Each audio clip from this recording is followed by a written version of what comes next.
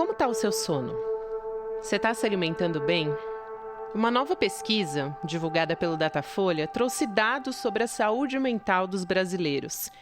3 em cada 10 pessoas se sentem ansiosas, têm problemas com sono ou com alimentação, sempre ou frequentemente. Mesmo assim, só 7% da população enxerga essa situação, quer dizer, avalia a própria saúde mental como ruim ou péssima. De maneira geral, 70% das pessoas acham que a saúde mental delas está ótima ou boa. A faixa etária entre 16 e 24 anos é a mais insatisfeita.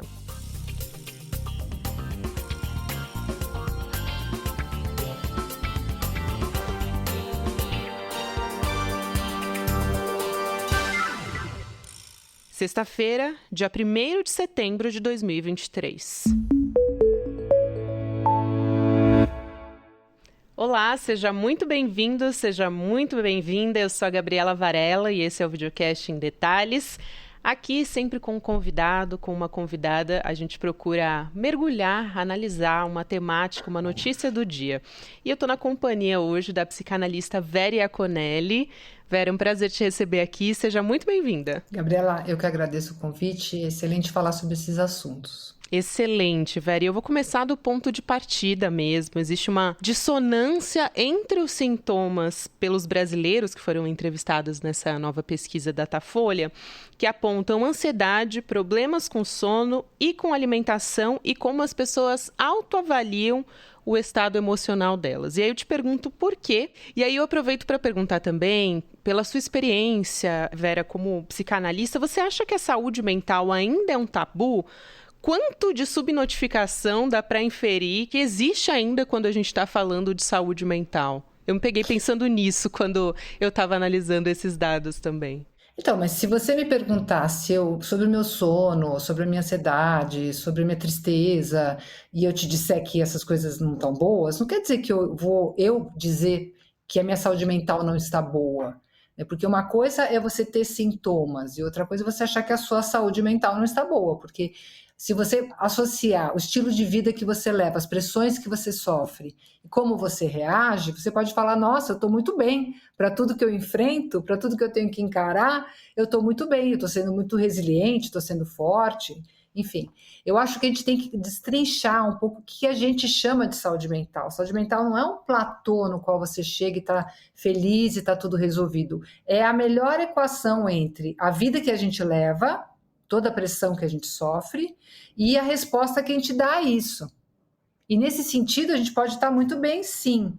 Eu acho que tem tabus em relação a tratamentos, tem pessoas que acham que os tratamentos psicológicos, psicoterápicos seriam só para loucos, né? Mas isso está diminuindo muito, a gente já fala com muito mais tranquilidade da ida ao terapeuta, da ida ao analista, mas quando chega na nossa vez, a gente tende a adorar a pílula, falar, o outro ir na terapia, tudo bem, mas eu não preciso, eu me viro sozinho.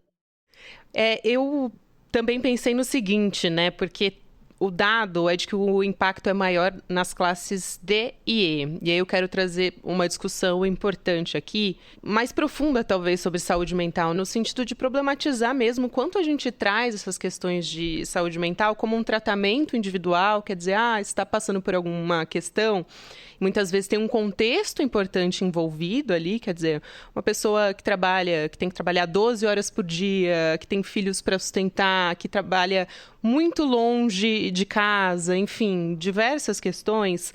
Como que isso impacta a vida dela, né? É um tratamento individual, mas muitas vezes não deveria ser algo coletivo, uma questão de política pública mesmo, principalmente depois da pandemia que a gente viveu. Então, isso é bastante importante. Então, como pensar no brasileiro sobrecarregado, endividado, para além de um tratamento individual? Olha, primeiro a gente tem que lembrar que o brasileiro trabalha muito. O brasileiro, quando você vai para o exterior e tem a oportunidade de fazer um trabalho lá, os horários são muito respeitados. As pessoas têm hora para entrar, hora para sair, hora do almoço. Aqui no Brasil, a gente tem primeiro, segundo, terceiro turno de trabalho. Em São Paulo, então, nem se fala, né? O brasileiro ele trabalha muito. Agora, eu acho que trabalhar muito ainda não é o grande problema das classes D e C. O problema é a insegurança. A insegurança em vários sentidos. A gente tem insegurança econômica, insegurança política, a gente tem insegurança mesmo física, medo de sofrer violências de várias naturezas, tem uma falta de perspectiva muitas vezes, né? O medo é uma vulnerabilidade social muito grande, que fazem com que a gente trabalhe sempre muito preocupado, sempre temendo pelos nossos, sempre sem saber se amanhã vai ter aposentadoria, sem saber se amanhã vai conseguir juntar o suficiente para a velhice ou vai proteger os filhos. Eu acho que isso é um dos grandes fatores de estresse. Porque se você trabalha e está realizado no teu trabalho, se você... O trabalho faz parte da vida. E você pode trabalhar muito, ter uma carga horária muito puxada, de estudo, de seja o que for, e você encara. O estresse ele vai começando quando entram outros fatores emocionais que te deixam perturbado, que te fazem sentir em risco, inseguro. Eu acho que isso é uma das coisas vividas especialmente por essas classes que você mencionou. Sem dúvida, eu acho importante também a gente trazer um recorte de gênero, de raça também. Entre as mulheres, segundo o Datafolha, 27% já tiveram diagnóstico de ansiedade e 20% de depressão, o dobro da taxa registrada entre os homens. E também nessa semana, Vera, foi divulgada uma pesquisa pelo laboratório Think Olga, e aí justamente reforçando essa questão da ansiedade como o principal diagnóstico das mulheres. Então, a gente tem 6 em cada 10 mulheres com esse diagnóstico de ansiedade.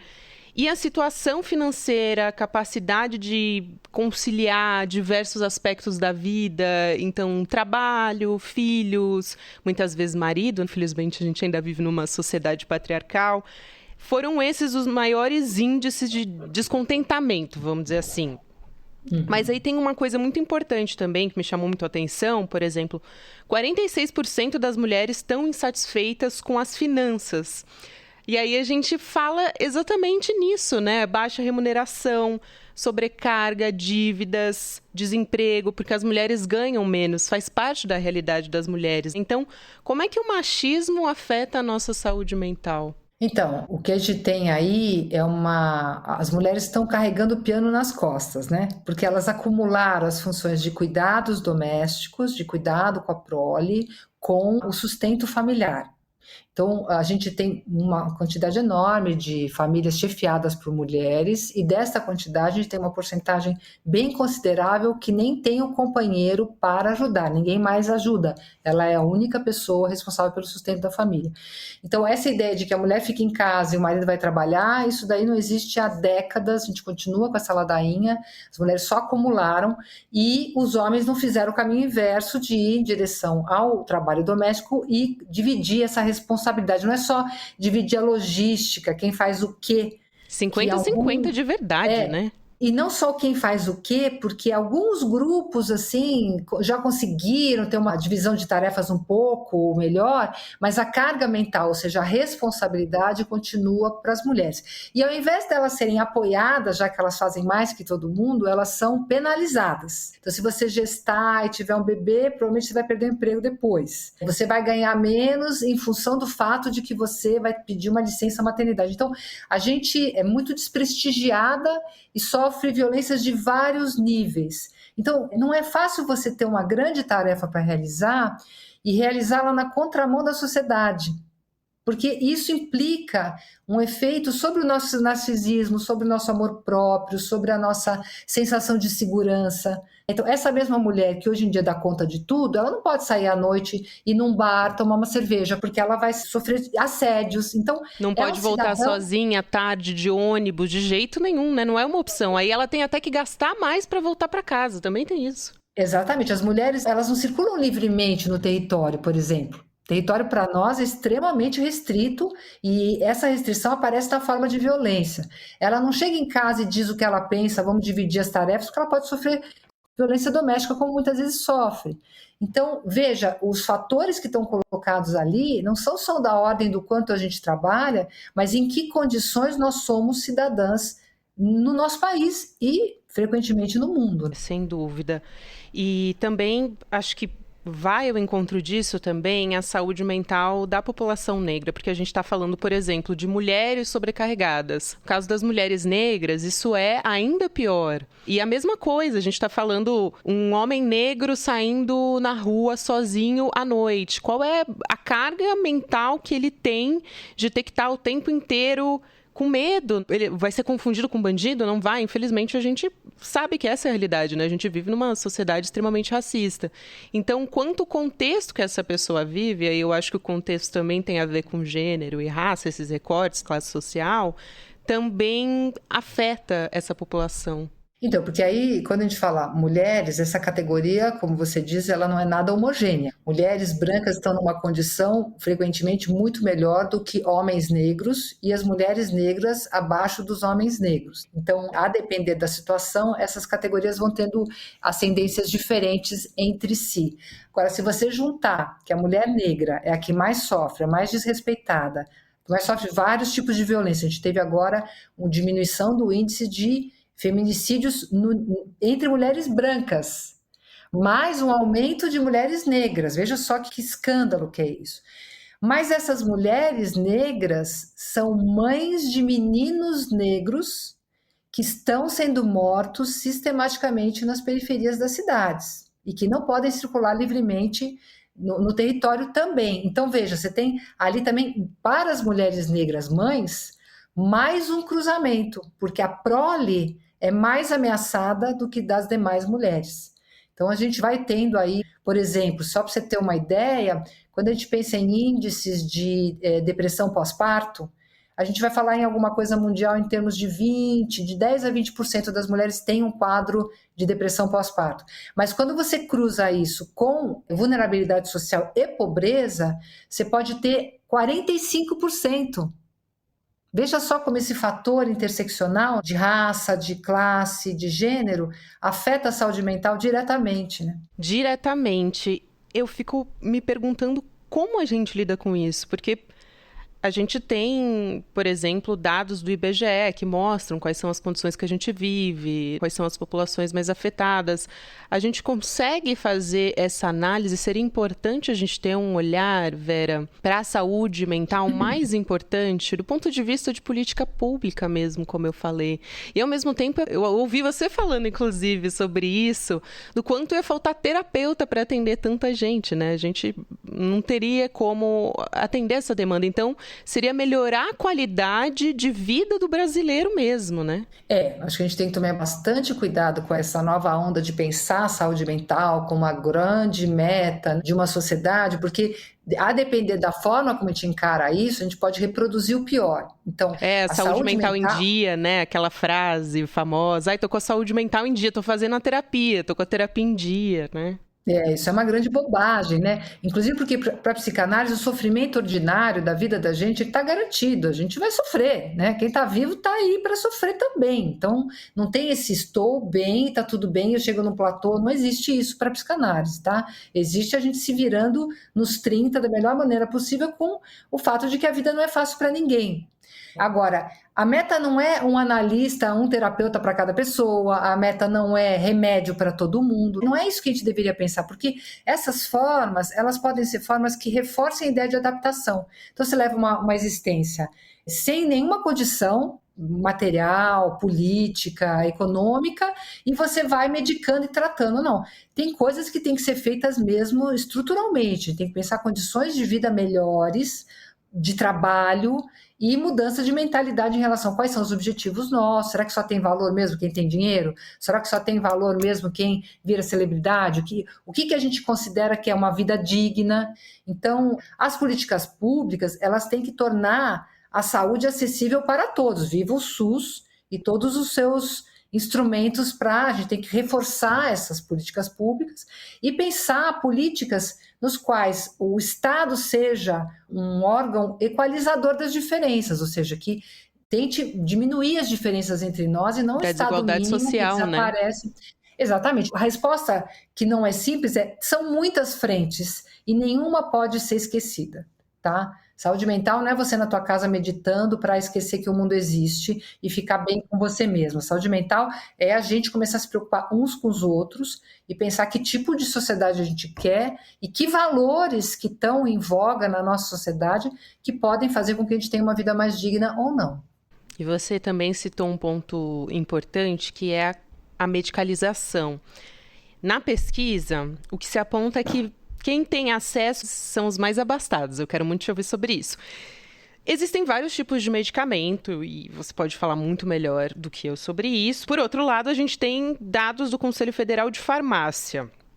E aí aponta o seguinte, que a venda de antidepressivos e estabilizadores de humor cresceu cerca de 58% entre 2017 e 2021. Então, tem um período pandêmico aí envolvendo.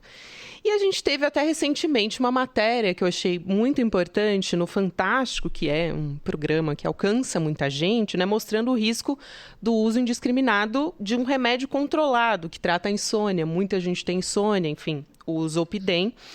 35% das pessoas que têm insônia fazem automedicação. Então, quero te ouvir a respeito dos medicamentos, como a gente se relaciona com eles, quem usa medicamento não necessariamente faz terapia, qual é a realidade que a gente tem hoje, porque o que eu percebo é que existe um tabu, talvez não quebrou ainda esse tabu, né? Mas está um pouquinho melhor em relação a falar sobre medicação do que era antes. Mas acho que é uma discussão importante. Tem vários dados aqui que me deixam assim intrigada. Então, Gabriela, o que a gente viu recentemente, por exemplo, na clínica, você estava atendendo uma pessoa e de repente tinha ali um quadro que poderia ser um quadro depressivo. A gente discutia a possibilidade de ir para um psiquiatra e ver se era mesmo isso, tomar medicação, o paciente pensava se ele queria ou não, tinha toda uma questão. Hoje, o paciente chega para falar de alguma coisa e ele já toma uma medicação. Ele não é uma questão, porque ele foi no obstetra, porque ele foi no pediatra do filho, porque ele foi no ortopedista, e ele já saiu com uma receita não psiquiátrica, não como uma pessoa que estudou o uso e os efeitos colaterais. Por exemplo, mulheres que têm dificuldade de amamentação, ela já sai com remédio para amamentação que é um antipsicótico. Ela não sabe que é um antipsicótico. Mas aí tudo bem, porque as pessoas pensam, mas aí não é um médico de louco? Porque aí tudo bem, né? Porque foi minha ginecologista, exatamente. Foi o meu cardiologista, não foi o psiquiatra, entendeu? Então tudo bem. Exatamente. Então, o que acontece? As crianças estão medicadas já a partir da escola, nunca se viu tantos adolescentes e crianças já medicadas. Então, por quê? Porque por trás desse uso desse produto, existe uma indústria farmacêutica gigante vendendo o produto. Quem que não quer vender um produto? Então, isso está totalmente banalizado, passando por cima dos psiquiatras. Eu não sou psiquiatra, eu sou psicanalista, eu não posso recomendar um remédio, mas eu trabalho com psiquiatras que estudaram e sabem como indicar um remédio. Hoje em dia, qualquer pessoa indica, as farmácias vão vendendo e empurrando as medicações, tem grandes escândalos e documentários falando desse jogo de empurra de produtos para vender, para fazer grana. Então, avacalhou completamente o uso da medicação. O uso da medicação, ele, criteriosamente, ele é maravilhoso, da forma como a gente está usando, ele vai criando mais adoecimento e mais dificuldade da pessoa entender a causa por trás do sintoma. Tá, você não consegue dormir, mas por que você não consegue dormir?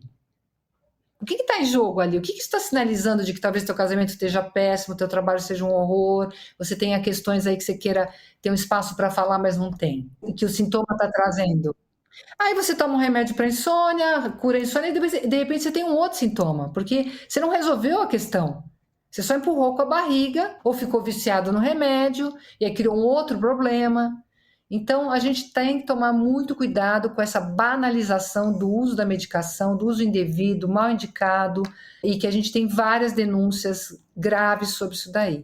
Usar a medicação direito é maravilhoso, usar a medicação do jeito que está sendo usada é temerário. Eu acho isso importantíssimo que você falou, mas aí eu trago uma provocação. Esse uso correto, como deve ser feito, não são só as pessoas mais ricas que têm acesso a ele, a um psiquiatra que vai realmente tratar aquele problema, aquele transtorno, que vai conseguir encontrar o diagnóstico e o medicamento certo?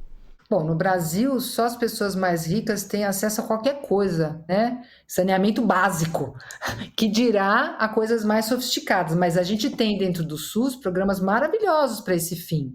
O problema é que a gente estrangulou o SUS de uma forma que os médicos se tornaram praticamente heróis, tendo que atender dezenas de pessoas por dia, com 15, 10 minutos com atendimento. Então é heróico esse tipo de atendimento, a gente tem que oferecer sim, não precisa inventar roda, o SUS já está aí, mas oferecer formas de sustentar um SUS mais robusto, que dê conta das pessoas que de fato precisam de medicação.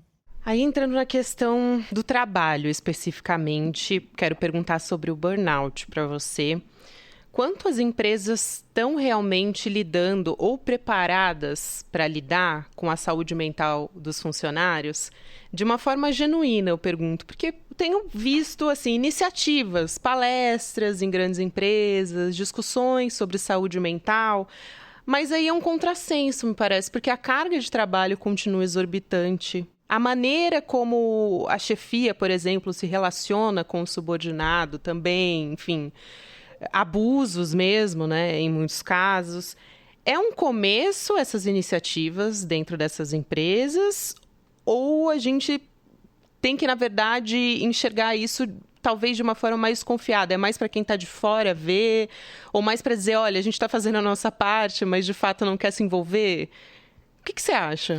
Então, agora as empresas elas têm selos oficiais e selos oficiosos. Então, assim, a empresa que não cuida da ecologia, a empresa que não cuida da questão das relações raciais, a empresa que não cuida. Então, todas as empresas estão muito cientes de que é fundamental que elas façam, associem o nome delas, a marca, aquele produto que elas vendem, seja qual for, seja serviço, seja objetos, com boas práticas. Então, nesse balaio, nessa pressão social para que elas façam esse movimento, você vai ter aquelas que realmente são bem intencionadas e querem trabalhar num ambiente mais bacana e têm uma preocupação sincera com a saúde mental, e aquelas que fazem uma coisa cosmética. Eu não saberia te dizer o número disso daí. A gente é chamado em empresas muito legais, que estão fazendo coisas legais, e às vezes a gente vê que faz parte de um programa que é um pouco cosmético.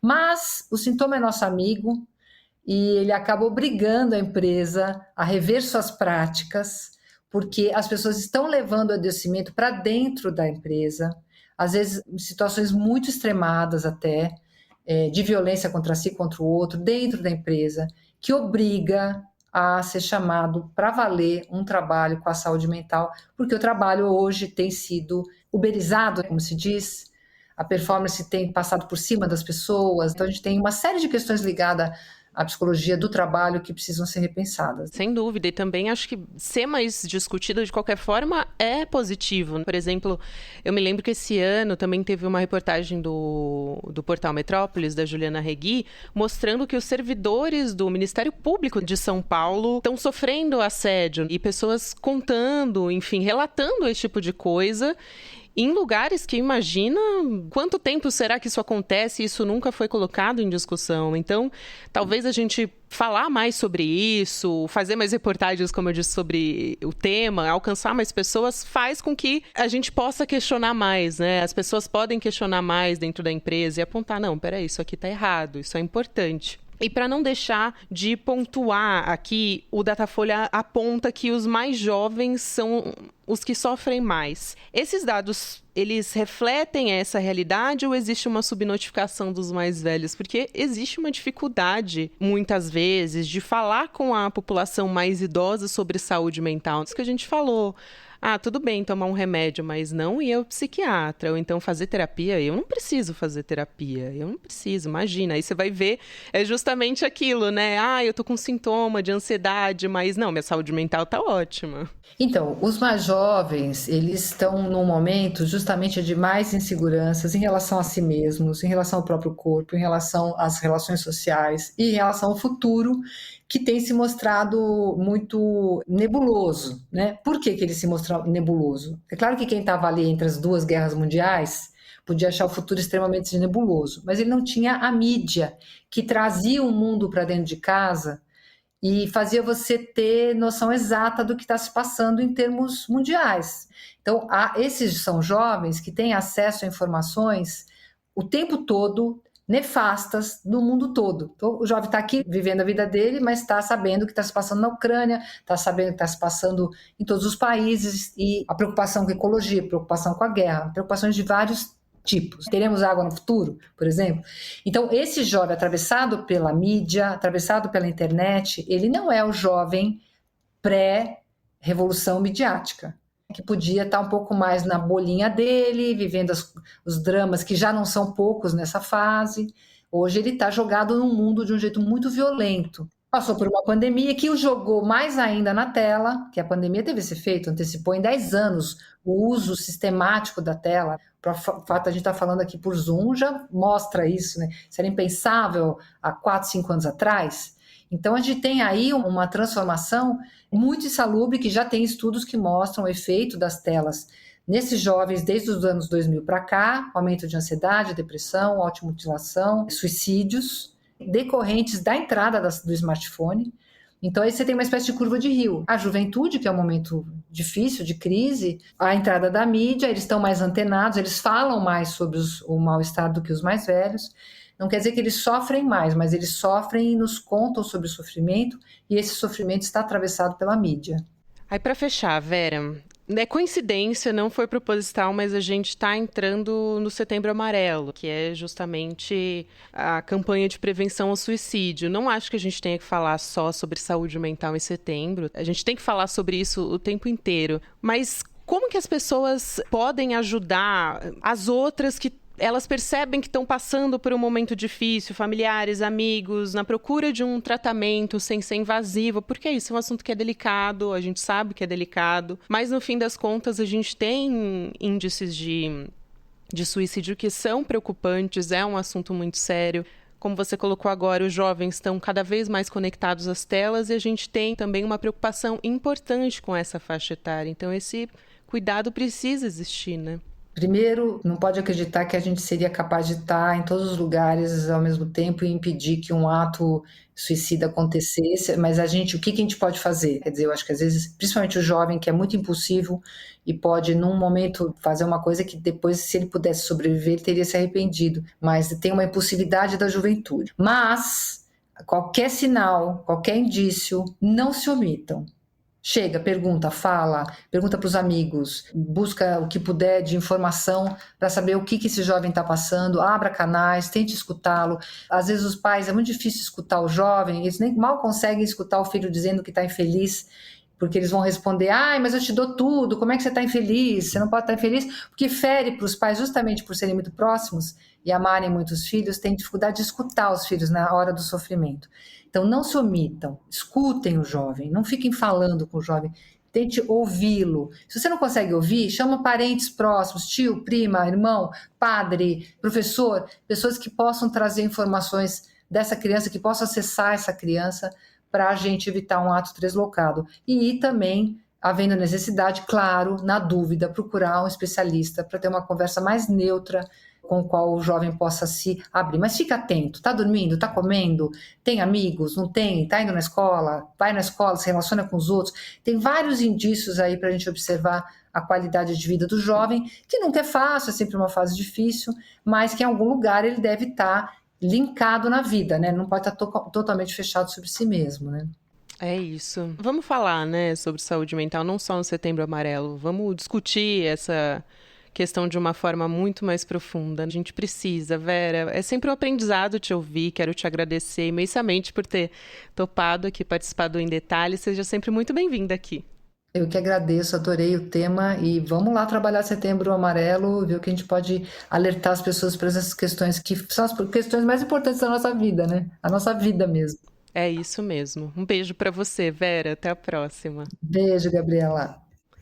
Bom, o podcast Em Detalhes fica por aqui. Próximo episódio vai ao ar às 10h30 da manhã, sempre de segunda a sexta-feira, ao vivo no YouTube, por onde você acompanha toda a programação do ICL Notícias, nos canais Instituto Conhecimento Liberta e Eduardo Moreira. Até mais!